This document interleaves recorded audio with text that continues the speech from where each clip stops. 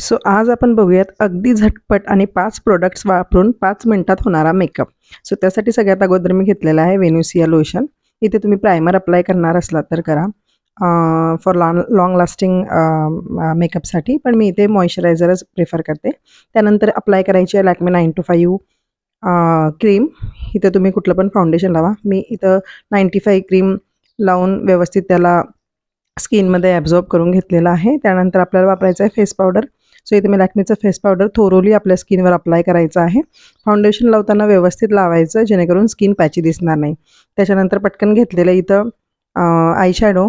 So आता झटपट makeup म्हणल्यावर ब्रश फिरवत बसायला आपल्याला वेळ नाही, त्याच्यामुळे पटकन बोटांच्या टिपनी मी इथे मला हवं तो कलर आय शॅडोचा घेऊन पटापट इथे आपण आय शॅडो पण लावून घेतलेला आहे. त्यानंतर अप्लाय करायची आहे लिपस्टिक.